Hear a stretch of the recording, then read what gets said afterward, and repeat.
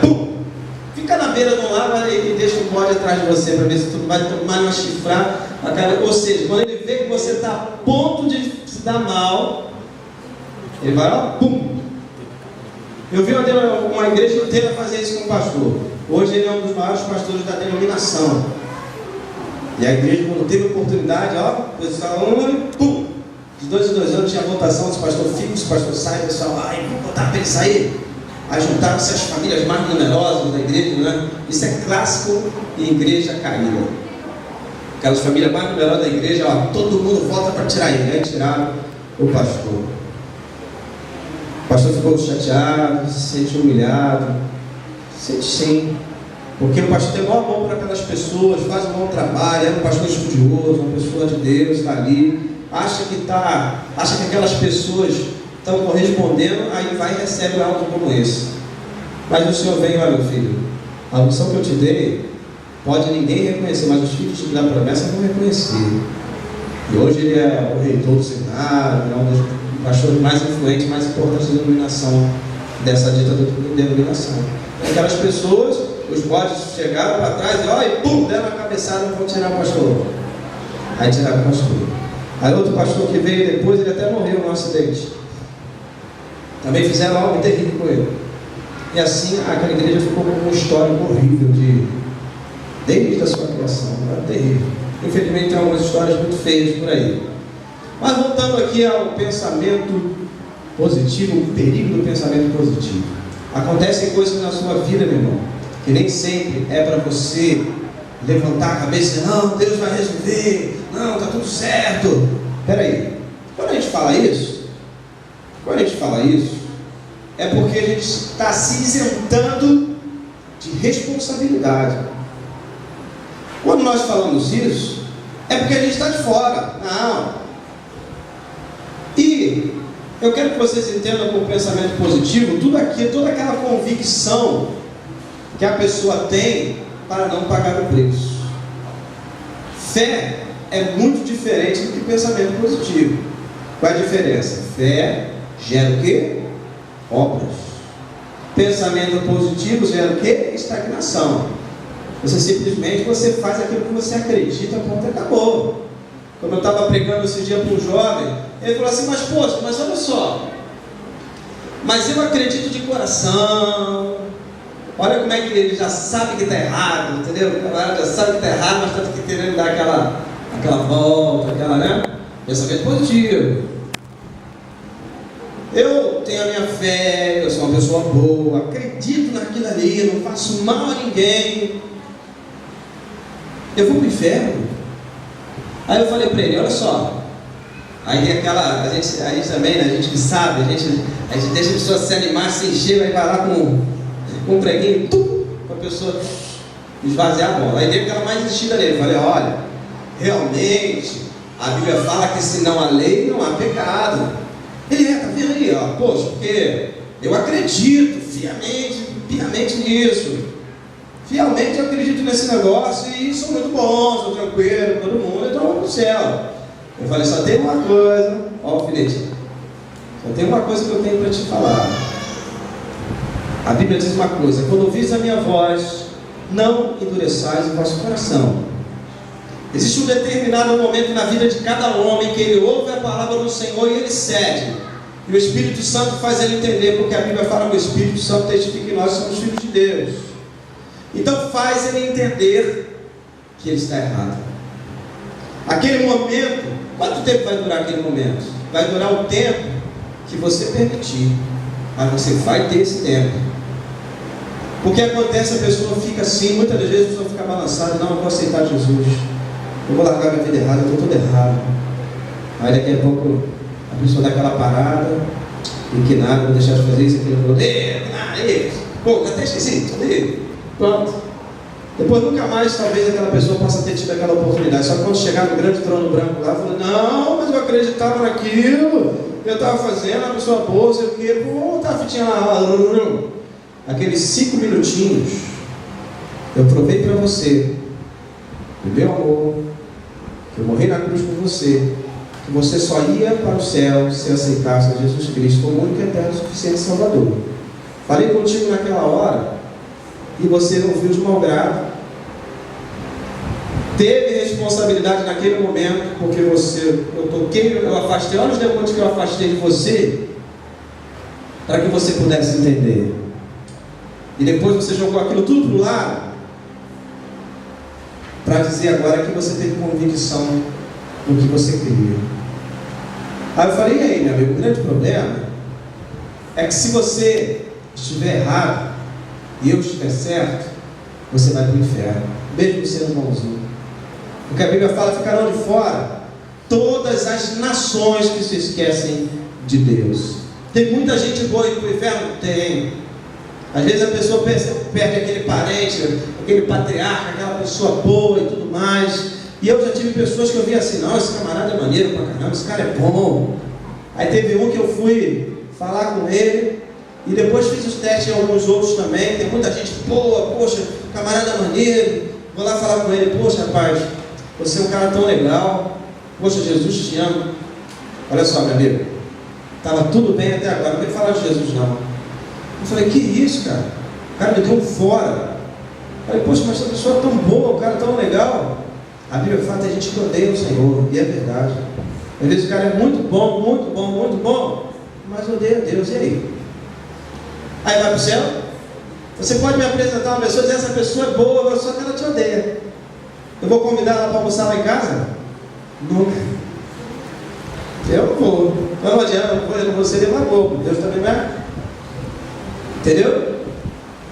Quem é que convida uma pessoa que te odeia? Ah, a pessoa me odeia, não quer saber de você. Não, na minha casa não vou.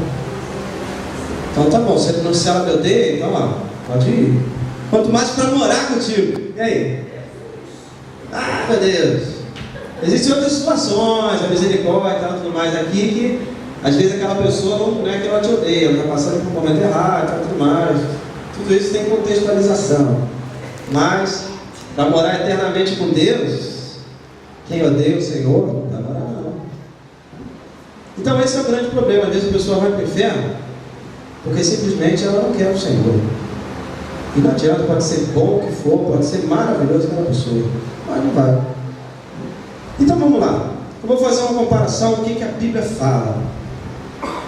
A Bíblia fala assim, vamos ver o quadro que está o Rio de Janeiro. Marido matando mulher, pai matando filho, filho matando pai. Uma perseguição muito grande. Aí vamos ver, o que a gente deve fazer? Não, Deus vai dar um jeito nisso, Deus vai dar um jeito nisso, deixa com Deus, deixa com Deus. Certa feita o povo de Israel estava assim. Olha o que o Senhor Jesus, o seu Deus, falou para eles. Joel 2,17, quem quiser acompanhar. Chorem os sacerdotes, ministros do Senhor, entre o alpendre e o altar, e digam, poupa a teu povo, ó Senhor, e não entregues a tua herança ao próprio, para que os gentios não dominem, porque diriam entre os povos, onde está o seu Deus? Muitas das vezes o povo de Deus está sofrendo por decisões erradas. Nós falamos do testemunho da missionária Cláudia, que ela chegou lá na Palestina, ela chegou para uma outra missionária e falou, olha, Deus me revelou que é para a gente sair daqui. Aí aquela missionária se julgando maior, não, minha irmã, você está com medo, porque a gente está aqui no Egito, que isso? A gente está com Deus, olha o pensamento positivo dela, a gente está com Deus, minha irmã. Ela foi ficando diminuindo. Mas eu falei que Deus me revelou. Não, minha irmã, em nome de Jesus, vamos ficar tranquilo, não, meu irmão, não precisa se preocupar não, tá? Não se preocupar não, a irmãzinha está com medo aqui, né? Porque, poxa, a gente está aqui na janela 10h40 e tal, tudo bem. Aí ela foi com aquilo assim, ficou assim preocupada. Às vezes o Senhor fala com a gente uma vez, a gente fala, e depois o Senhor não confirma, a gente fica assim, será que eu falei errado? Quanto mais quando aquela pessoa se julgou maior, mais espiritual, muitas das vezes já fizeram isso comigo. Quem é você? Olha, a coisa que eu mais ouvi dentro da igreja é assim, eu não te vejo como isso. Não consigo te ver. Meu Deus do céu. Não consigo te ver como pregador. Ai meu Deus.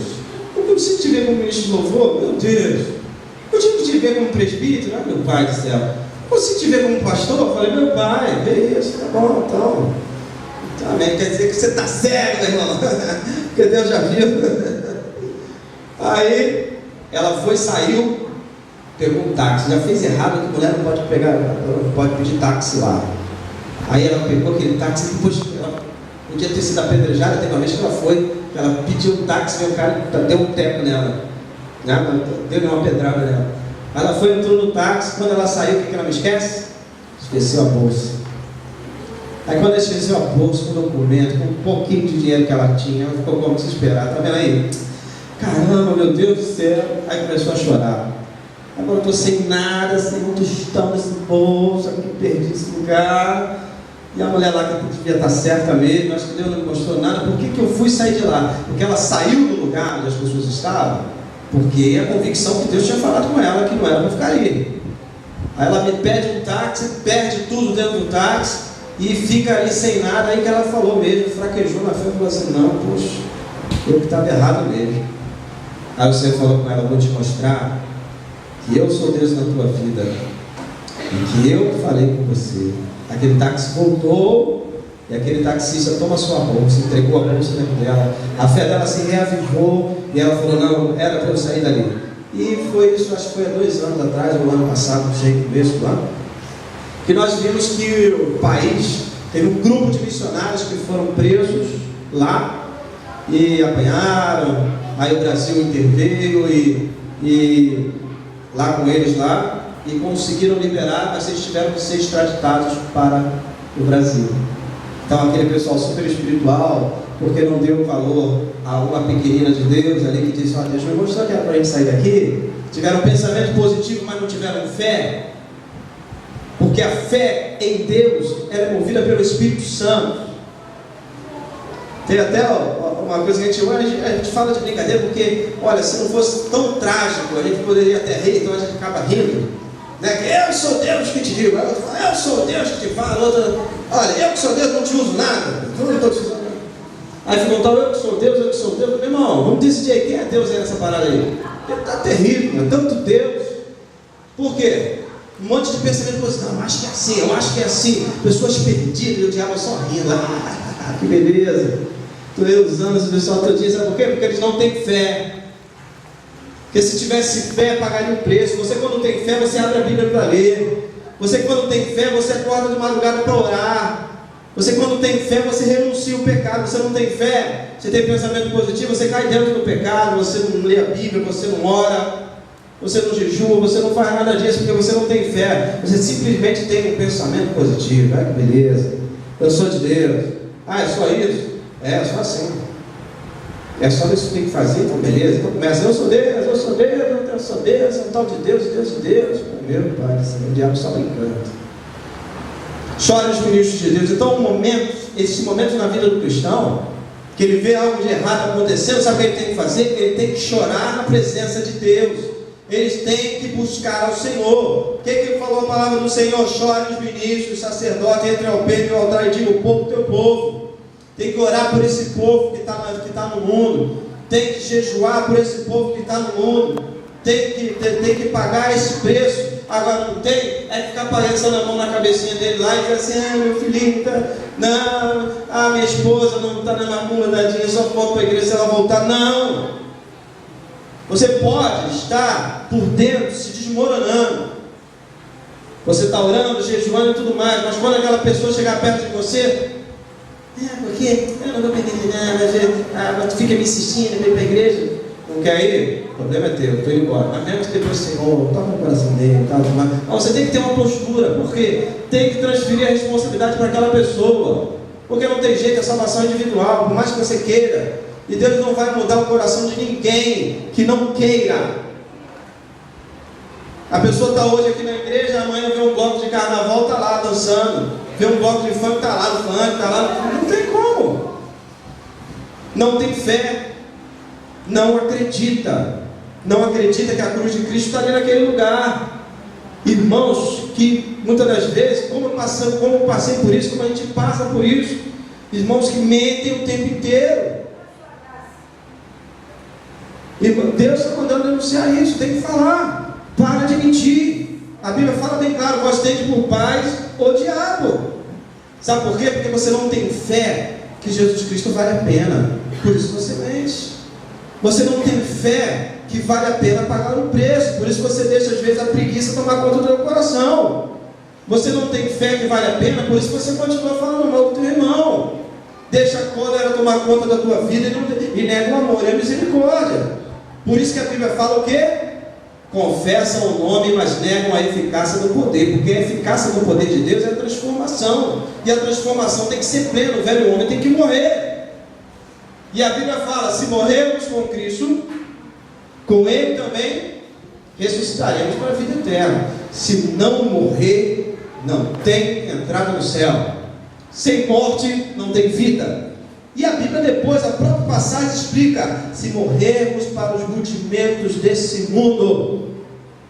Quais são os rudimentos do mundo? A gente chama rudimento, o que se chama rudimento são, assim, digamos uma teoria. O rudimento de uma teoria é um pedacinho dela, cada pedacinho. Então, se você... O mundo tem toda uma filosofia aí: posso fazer o que eu quero, posso isso, posso aquilo, posso aquilo outro, posso adulterar, mentir, odiar meu irmão, pode fazer um monte de coisa, e tal, tudo mais. Então você pega uma coisinha dessa, que é o rudimento, um rudimentozinho, um fragmento desse para a tua vida e coloca na tua vida, acabou com você. Você